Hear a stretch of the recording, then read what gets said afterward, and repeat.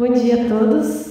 Bom, como já foi apresentada, meu nome é Kátia, sou também professora da Universidade Estadual do Centro-Oeste, da Unicentro, no Paraná. Sou professora na área da psicologia, mas tenho formação em letras também, sou do grupo de pesquisa da professora Leda Tifune, grupo Análise do Discurso e suas Interfaces, da USP. Bem,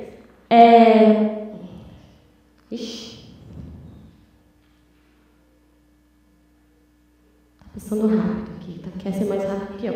Bom, o grupo de pesquisa, análise do discurso e suas interfaces, letramento, autoria e psicanálise, é um grupo coordenado, então, pela professora Leda Tifune, que procura fazer uma articulação entre a análise do discurso pechetiana e a psicanálise lacaniana.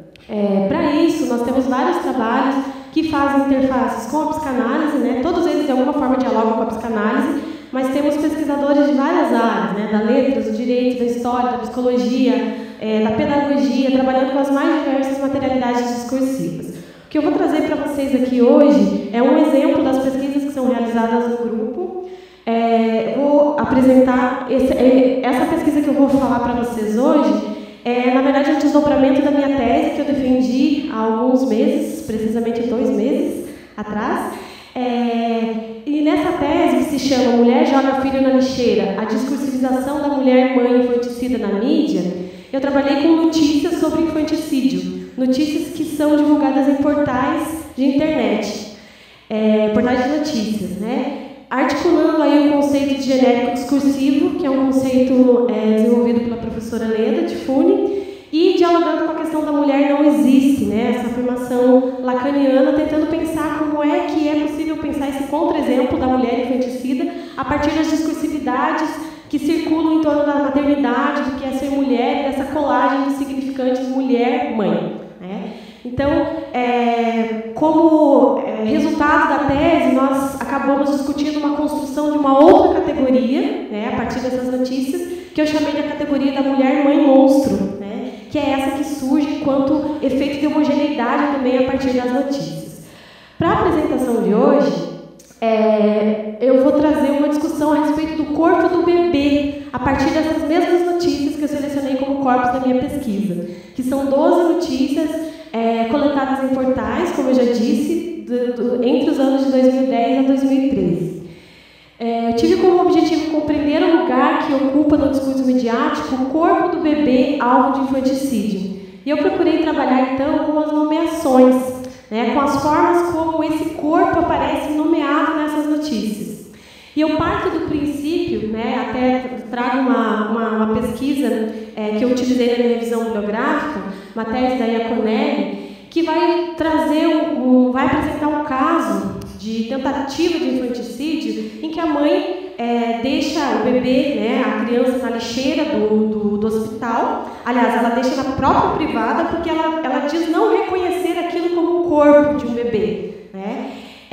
Então, eu parto dessa noção que a própria psicanálise nos apresenta da relação não evidente, né, entre o corpo do bebê e ser humano, quer dizer, entre aquele objeto que ali aparece, que fica na privada, né, e que depois a mãe passa a reconhecer, retorna ao hospital e reconhece enquanto bebê e mais tarde enquanto filho. Né? Então, há um caminho aí de desenvolvimento da função materna, que é descrita nessa tese, do corpo dejeto, que vai para o lixo, bebê e, por fim, filho. Então, é partindo dessas afirmações que eu passo a olhar para o modo como é discursivizado esse corpo do bebê nas notícias que eu analisei.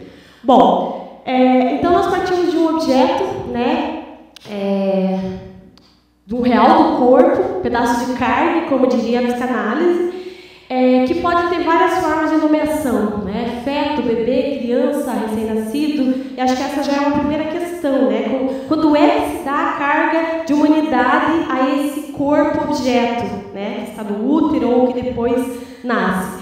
E aí aparecem várias formas, como algumas formas indeterminadas, né? Retiradas supostamente da fala das mães, né? Que aparecem no corpo das notícias.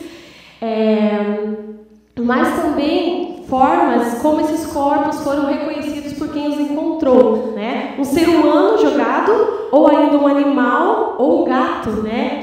Tem uma das notícias em que o bebê é reconhecido pelo miado, né? Pelo som que ele emitia como um gato, ou seja, como um animal. Então, as várias formas possíveis, ou ainda como lixo, né? Algo a ser descartado. Aí tem uma imagem que é da notícia que deu um ponto de partida, digamos assim, para a coleta do corpus, que é a notícia da Lagoa da Pampulha, que eu acho que foi a primeira que teve maior visibilidade na mídia em 2006, quando esse bebê foi encontrado dentro de um saco de lixo, mas estava todo vestidinho, né? Uma menina vestida com, né, adornos aí femininos, e tinha um pedaço de madeira junto a esse corpo, o que de alguma forma nos remete a pensar também as intenções dessa mãe, enfim. Bom, aí eu coloquei essa discussão de quando a carga da humanidade comparece nesse corpo, né, quando é possível pensar na noção de ser humano. E eu discuto um pouquinho nesse trabalho, que é um trabalho, né, que eu estou iniciando aí de desdobramento da tese, pensando um pouco na história da maternidade e da própria infância, né, e aí trago a Rie e a própria Badinter para pensar que são construções, né? Essa noção da valorização da maternidade e da responsabilidade exclusiva da mãe em torno dessa criança que é dependente, que é indefeso, e todos os modos que depois a gente vai observar nas nomeações, ela é uma construção, né? Não foi sempre assim. Então a gente já começa desconstruindo um pouco essas evidências. Partimos também da noção de sujeito da psicanálise, né? Como é que a psicanálise entende o sujeito? Para ser sujeito, o corpo precisa ser investido de linguagem, o organismo precisa ser investido libidinalmente pelo desejo materno, né? A partir daí nós temos um corpo erogenizado, né? A partir do qual o sujeito pode vir a ser, né? E acho que isso nos ajuda muito a pensar nos efeitos e no modo como esse corpo é reconhecido pela mãe, depois pelas pessoas que encontram o bebê, enfim. E aí nós podemos considerar o corpo, então, da ordem do real, né? O sujeito vestido pela linguagem da ordem do simbólico e a noção do indivíduo como uma produção do imaginário. Para a psicanálise ainda a existência de um feto, né? Como eu falei, não pressupõe a existência de um sujeito, né? Será necessário esse processo de que algumas condições sejam satisfeitas. E Lacan ainda vai discutir a noção do sujeito como um surgimento essa noção do corpo unificado a partir do estágio do espelho, em que a função desse outro é fundamental para nomear esse corpo e para, a partir daí, sim, esse corpo se constituir como diferente do outro. Na análise do discurso, a gente pode pensar a questão do sujeito, né, a partir da noção de forma sujeito, como nós temos um já sujeito colocado aí. Como o meu tempo está se esgotando, eu vou passar para a análise que eu fiz. Aqui tem as várias manchetes, eu fui retirando cada uma das expressões que foram utilizadas. E aí eu selecionei algumas coisas para pensar, né? Uma pesquisa inicial ainda, estou aberta aí às sugestões, mas para pensar que esse bebê ele aparece primeiro, em lugar de objeto direto, né? Nas frases das manchetes e no corpo das notícias que eu selecionei.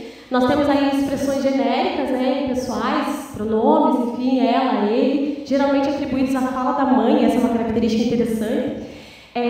Apenas em 3 momentos nós temos a ocorrência de nomes próprios, né, que aparecem nas notícias, de expressões ligadas à mãe, né, expressões como a filha, o filho, seu próprio filho, o próprio filho, recém-nascido, seus 2 filhos e o próprio bebê. E aí eu separei ainda, né, pensando nesse efeito sujeito, em como a mídia produz um efeito aí de já sujeito para esse corpo. E isso a gente pode verificar em expressões como a criança, o bebê, o menino, bebê recém-nascido e todas essas outras que eu coloquei aqui. E ainda a questão do real do corpo, que aparece materializado em algumas expressões tais como o corpo da filha, e aqui a gente ainda tem a pressuposição de um já sujeito, né, quando a gente tem a expressão filha e filha, uma parte do corpo do bebê, a outra parte, um minúsculo amontoado de carne e osso e corpo sem vida. E por fim, aparece ainda uma expressão que destoa um pouco dessa regularidade que vai aparecendo nas notícias, que é a expressão retirada de uma fala de uma das mães, né, que foi noticiada, que ela diz que os filhos agora são anjos no paraíso, né? Eu pergunto, será uma perspectiva imaginária?